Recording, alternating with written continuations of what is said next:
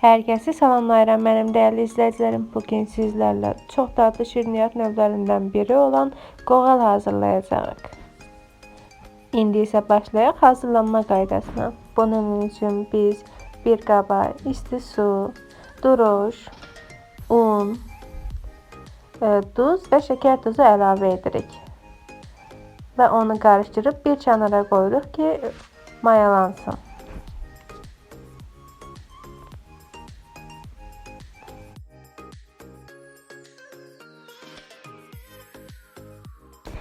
Başlayaq xəmirimizi hazırlamağa.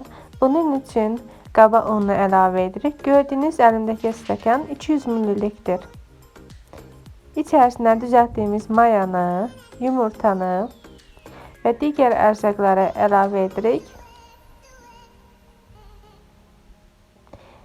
Gördüyünüz kimi mən 2 xörək qaşığı, hətta 3 xörək qaşığı sirkə əlavə edirəm.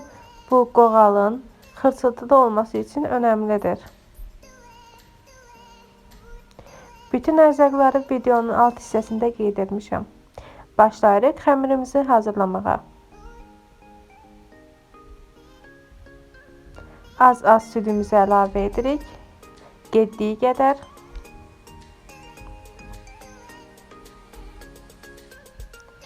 Çox gözəl, yumşaq, ələ yapışmayan xəmir yoğururuq. Xəmiriniz əlinizə yapışarsa, bu zaman üzərinə duru yağ əlavə edin.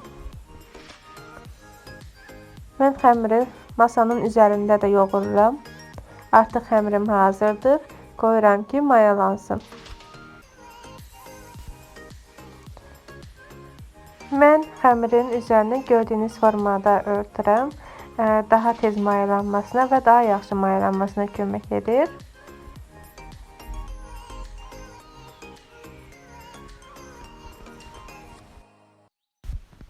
Xəmirimiz 1 saat yarıma hazır olacaq. Qoğal xəmirini çox acıtmaq olmaz. Yəni çox mayalanmasını gözləmək olmaz. Bu zaman xırçılıtlı olmaz. Yağımızı əridirik. Artıq yağımız hazırdır. Elə o yağla da biz isliyimizi hazırlayacağıq. Mən şirin istek hazırlayıram. Lakin duzlu içiyi də aşağıda qeyd edəcəm. Bunun için unun üzərinə yağ əlavə edib umac halına getiririk. Artıq umacımız hazırdır. İndi isə üzərinə şəkər tozu əlavə edəcəyik. Şəkər tozunu da əlavə edib yaxşıca qarışdırırıq. Artıq umacımız hazırdır. İçərisinə hil və ya digər ədvalardan əlavə edə bilərsiniz. İndi isə yumurtalarımızı qırırıq. Üzəri üçündür bu.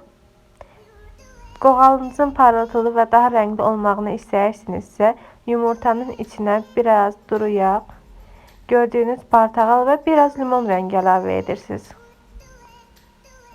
Yaxşıca qarışdırdıqdan sonra qoğalın üzərinə çəkə bilərsiniz. Bu zaman daha parlaq və daha gözəl rəngli görünür. Xəmirimiz artıq mayalandı. Gördüyünüz kimi çox gözəl mayalanıb.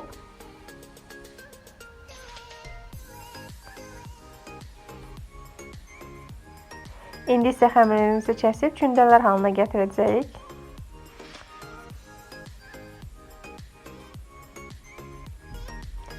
Başlayaq xəmirimizin listlərini yaymağa.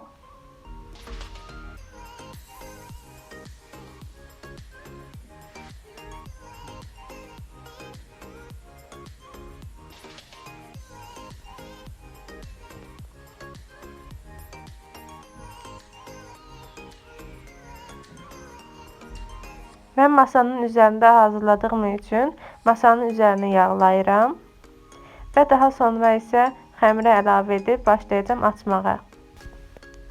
Nə qədər geniş açarsanız qoğalınız bir o qədər gözəl olar. Gördüyünüz kimi mən bütün açdım xəmiri geniş. Əlinizlə genişləndirirsiniz. Sonda sizə iç görüntüsünü də göstərəcəm. Bütün qatları bir-bir görünür.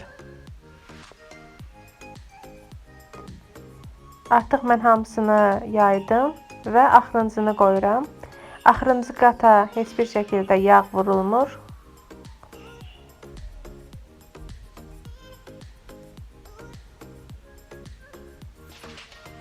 Gördüyünüz bu formada açıram. Artıq açdım. İndi isə əsas yerinə, bükmə yerinə gəlirik. Çox ehtiyatla və səliqə ilə bükülməlidir. Görürsünüz, eyni qaydada.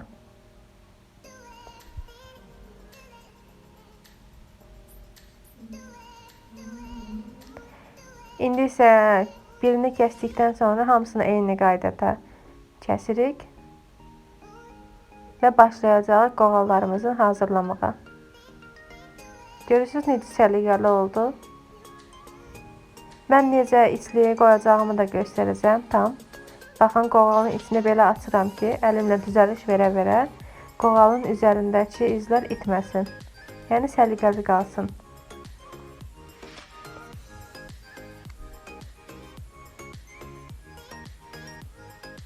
İçliyə əlavə edirəm.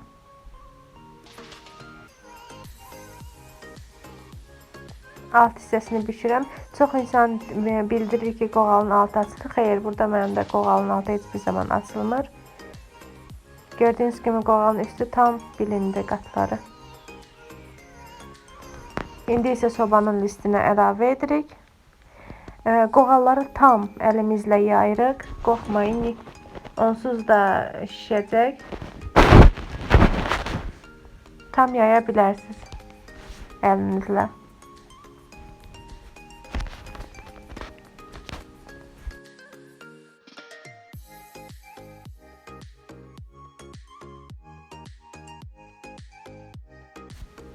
Üzərlərini yumurtalayırıq. Rəngin necə gözəl olduğunu görürsünüz hər halda.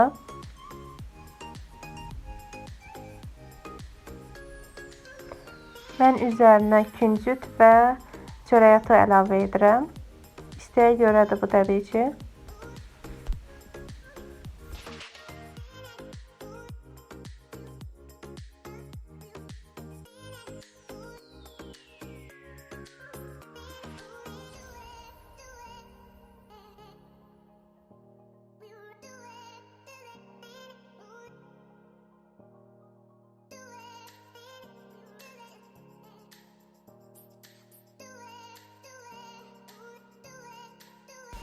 Artıq qoğallarımızın sobaya verilmə vaxtı gəldi. Mən 280 dərəcədə sobanı qızdırdım, lakin 250 dərəcədə bişirəcəyəm. İçinin tam pişməsi üçün. Artıq qoğallarım bişir. Gördüyünüz kimi şişməyə başladı.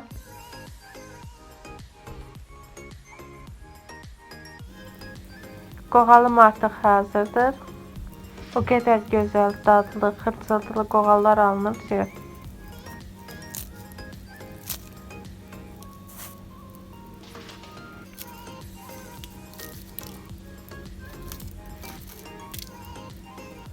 Qoğallarımız hamısı artıq hazırdır. Gördüyünüz kimi rəngi çox gözəldir. İçi də iç görüntüsünü də indi sizə mən göstərəcəyəm. Gördüyünüz kimi qat-qat tam bişib. Çox gözəl.